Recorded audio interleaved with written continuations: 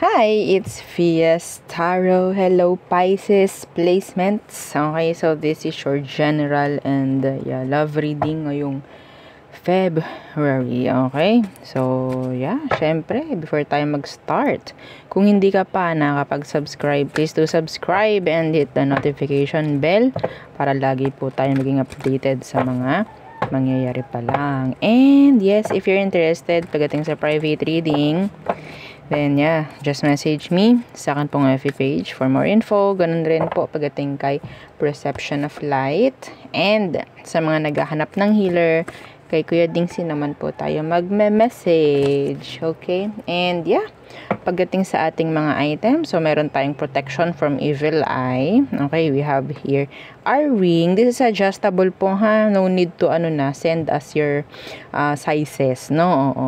And meron tayong ring that's adjustable and yung ating mga bracelet. So, isang garterized, isang adjustable. Okay?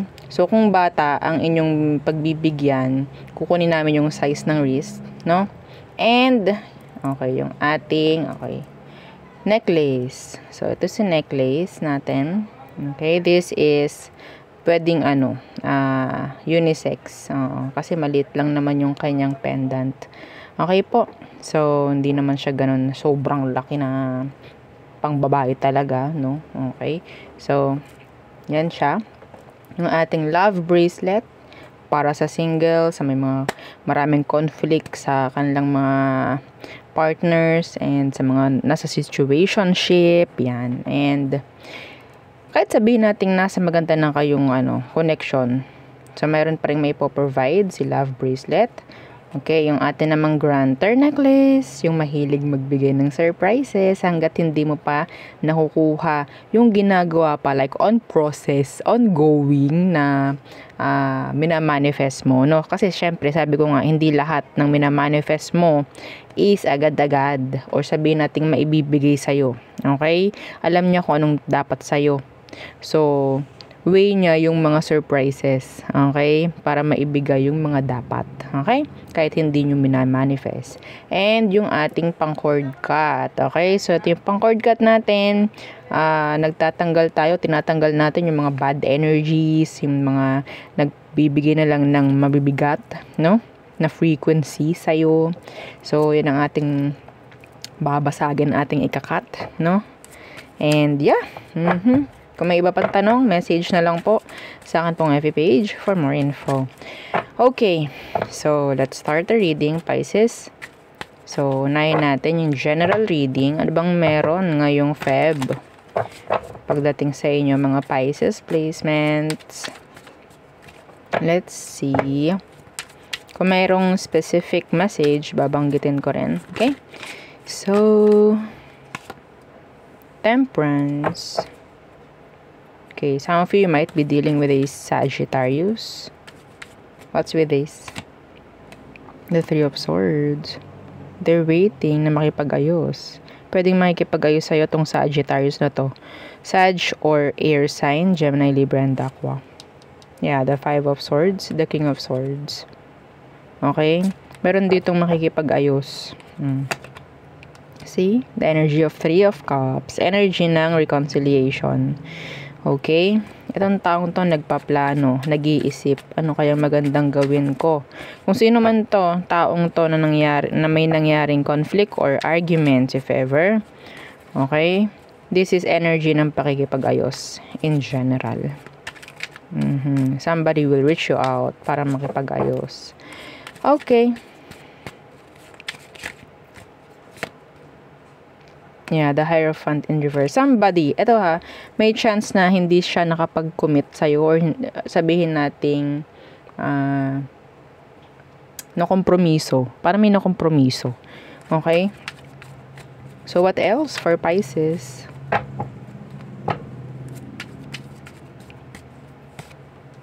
Queen of Pentacles in reversed. Six of Swords. This is energy of being, sabihin nating healthy. Or yung iba sa inyo na may nararamdaman, pwedeng magiging okay na. So, andyan yung energy na parang ma-uplift, no? Kung meron kang mga sakit na nararamdaman nitong huli, may chance na malilesen, okay? Pagaling yung energy, pagaling na. Okay? So, pasensya na po ha sa mga naririnig ninyo sa background. Kasama yun, para kunyari. Kunyari. Diba? So, yeah, this is nice. Energy ito ng pagdating sa health ninyo, improvement. Okay, improving pagdating sa health-wise. Okay, being healthy. So, what else for you, Pisces? Meron ako nakikita ritong normal delivery. That's specific. Normal. Okay? Normal delivery. The Queen of Wands. Yeah, I think that's normal delivery. Yung mga nag-iisip kung papaano, CS ba, normal ba. Yeah, nakikita ko dito, this is normal. Okay? What else for you, Pisces? Iba sa inyo, nakakuha ko ng energy na pwedeng magiging, sabihin nating healthy living. May magsisimula ngayon na parang mag-gym, like that. Meron na magiging healthy, no? Health-wise. Magiging ano na sila, like, concern na. Pagdating sa health, maybe, you. Okay, sana ikaw.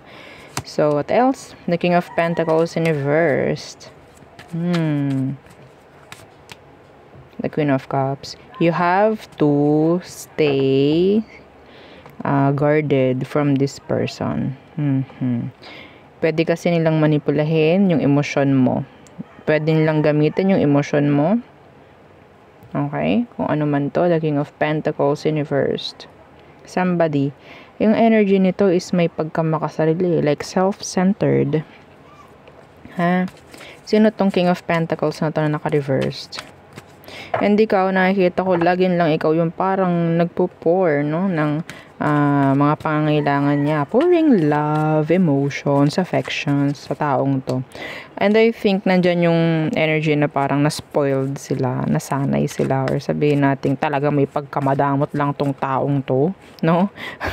Kasi gusto nila kanya ka lang, or sabihin natin siya lang ang aasikasuhin mo, mga ganung bagay-bagay. The Page of Swords. The Two of Swords. This person, I don't like their energy.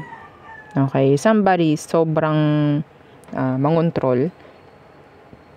Okay? Andun yung thinking na kaya siya ganyan kasi meron siyang ginagawang hindi tama. So, kung ano man yung iniisip ng taong to, ayaw niya na mangyayari sa kanya yun. Or, I mean, kung ano man yung ginagawa niya sa'yo, ayaw niya na mangyayari sa kanya yun. So, andyan yung parang sabihin nating, ano ba to? Nakakasakal naman to. May mga ganong energy.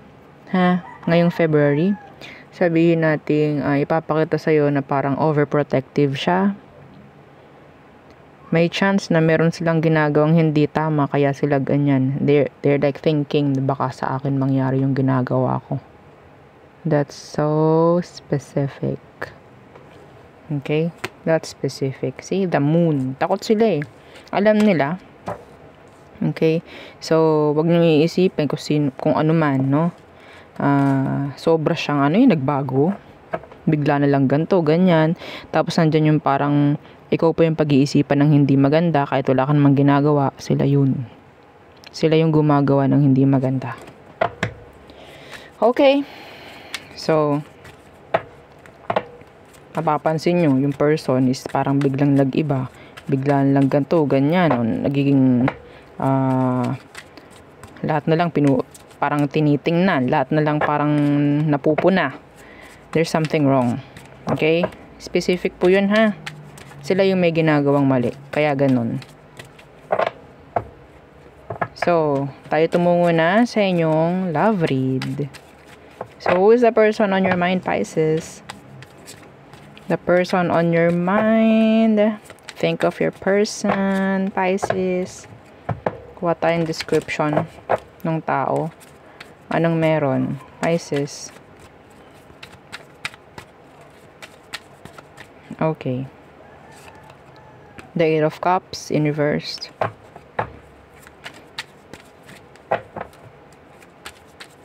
And Justice in reverse. Ito yung taong nakagawa ng hindi maganda sa'yo. There's injustice here. Pwedeng may nangyaring ending. Okay? Some of you, there's this legal issues, no? With this person na hindi pa rin totally tapos. Ha? Okay? Meron pa rin something na pwedeng nagdidikit pa rin, nag-earn, sabihin natin nag-a-attached pa rin sa inyong dalawa. Kaya hindi pa rin kayo totally masasabing tapos nitong taong to. Some of you, this is about legalizations or anything, legal matter. Okay? Pwedeng anak. Yeah. Okay? Knight of Wands. So, I think itong taong to, may chance na hindi siya naging maganda na kapartner. Okay? Hindi siya naging maganda or sabihin natin responsible partner sa'yo in general. So, gumawa ito ng mali. Lumabag, no? Sa mga rules itong taong to. Lumagpa siya sa limit. Okay? Some of them, there's this energy about na may gumawa ng infidelity like that. Okay? That's injustice. Okay?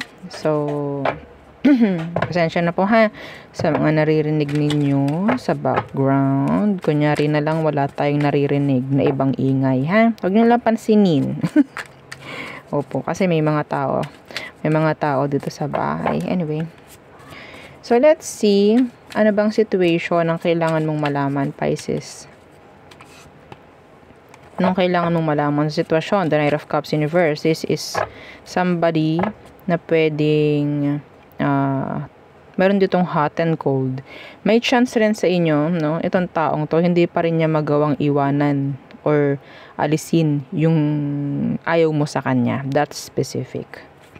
Hindi niya maalsan. I don't know if yung pagiging liar niya, yung pagiging cheater niya. Okay? So, there. Some of you, magkasama pa rin kayo ng taong to, pero may iba.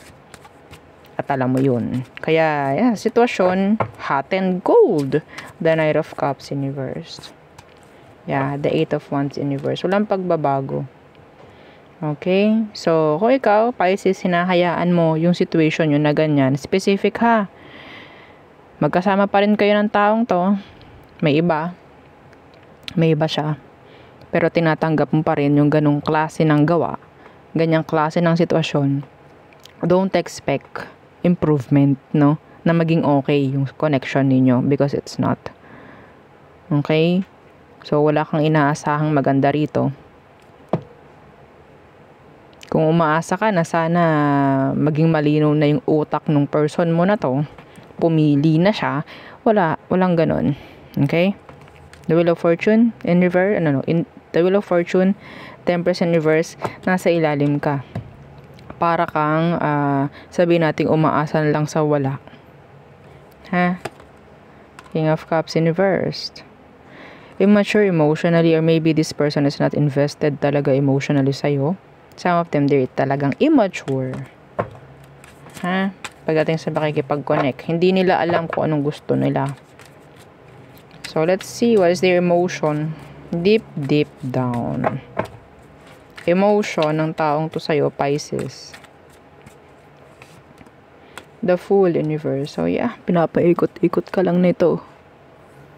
Ha? Pinapaikot-ikot ka lang. Dinadaan ka sa mga kung anumang rason, paggalit, kunyari, takot. Okay? Alam nitong taong to na kaya kanyang maniobrahin. See? The Knight of Pentacles. So, si Knight of Pentacles, kahit wala siyang ginagawa, okay? Mas maganda nga wala siyang ginagawa pagdating sa sitwasyon. Okay? Emosyon nito for you, andyan yung you can't control them. Kasi ako ang mangungontrol sa'yo, Pisces. Coming from them. Ha? Yun ang sinasabi nila. Hindi mo kayang kontrolin, Pisces. Diba sa inyo may anak? Pwedeng ang ginagamit na dahilan nito is anak nyo, mga pagmamay-ari nyo pareho, mga ganyan. Yung love mo sa kanya, isa na yun. Oo, pinakamahalaga yun. Hanggat alam ng taong to, nandyan ka, welcome siya. Andyan yung love mo, iniintindi mo yung situation, iniintindi mo yung mga kaanuhan niya. Then, feeling ng tao, feel niya, no, na talagang control na control ka niya. They want control over you, Pisces. Pero yes, nangyayari yun. Nakokontrol ka naman niya talaga. Specific yung message, specific yung story. So, kung di ka nakaka-resonate, then, manood ka na lang kung gusto mo, or abang na lang tayo, no, sa ibang reading. Okay. What is their next action towards you? The Wheel of Fortune. Ito yung kanina sa ilalim. So, anong meron sa Wheel of Fortune? Ang pakiramdam nito talagang siya ang pinapanigan at pinapanigan ngayon. Opo, kahit mali yung gawa niya. See? The Two of Swords. Siya ang may karapatang dumesisyon dito. Hanggat hindi ito dumidesisyon, wala rin kayong magagawa. Next action niya is dumesisyon, pumili, pero hindi niya gagawin. Hindi niya gagawin. Mag-stay pa rin yan. So, abang sabi ko kanina, pwede kasing ramdam niya na parang tinatanggap mo yung ganito. Yung ganitong sitwasyon. Bakit hindi siya gagawa? Let's see. Bakit hindi siya gagawa ng pagpili?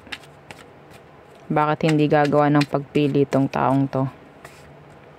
The Four of Pentacles. Ayaw niya. Ayaw niyang may mawawala dito. Ayaw niyang meron siyang aalisan. I don't know, maybe pareho kayong nagbibigay, no? Kung sino man. Marami siyang nakukuhang benefits. Sayang nga naman sayang naman, no? Kung aalisin ko yung isa, nakakapagbigay naman yun sa akin kung anong kailangan ko. Yeah. Some of you, hindi ka nagsasalita. Hindi ka nagsasabi ng kung ano man ang gusto mo dito sa sitwasyon na to. Why? Because they see you natakot ka.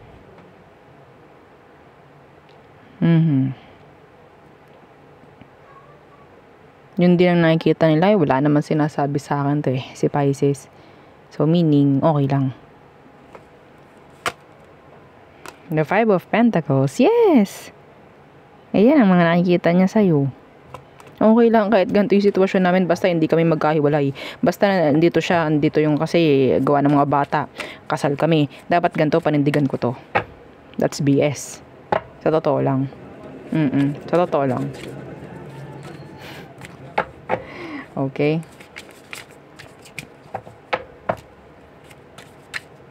Hindi talaga kayo magiging okay dito.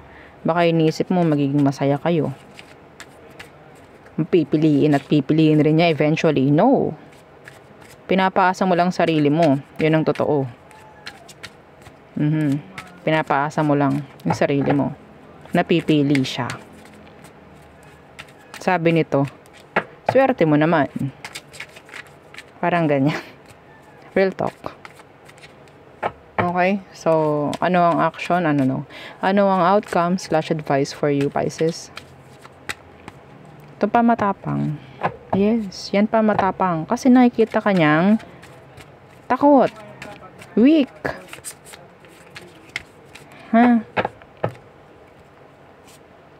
The King of Pentacles. Yeah. Nakita natin to kanina. Nakita natin to na nakabaliktad. Akin lang to. Parang ganyan. Ako masusunod dito. Itong taong to kasi iniisip lang niya sarili niya. Self-centered person. Unhealthy to. Ito, walang pakialam sa kung anong mararamdaman mo, Pisces. Ha? Wala yung pakialam. Basta makuha lang niya yung gusto niya. Kung anong mga kailangan niya, go yan. See? The High Priestess. Follow your intuition, please. The Page of Pentacles is here in reverse. Wala kang hinihintay. You're expecting na kung ano man. Big changes. Pero wala. Follow your intuition. Okay? Follow. Kung makikita mo, may dalawa sa likod. Yung isa yung nakaupo. Whether lalaki man to, ito dalawang babae. Okay? Ako ang masusunod. Ganun eh. Ako yung boss.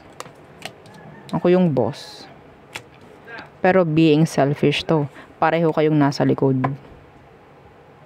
Okay? Gets nyo? Yung situation, ayun o, pinakita. Ha? So, maraming kailangan mapag-usapan dito. Hindi pwedeng, yeah, the issue is there. Wag natin parang isang tabi lang or parang magbulag-bulagan tayo, no? Para lang maiwasan yung salitang hiwalayan or broken family. Okay, hindi naman natin to ginusto.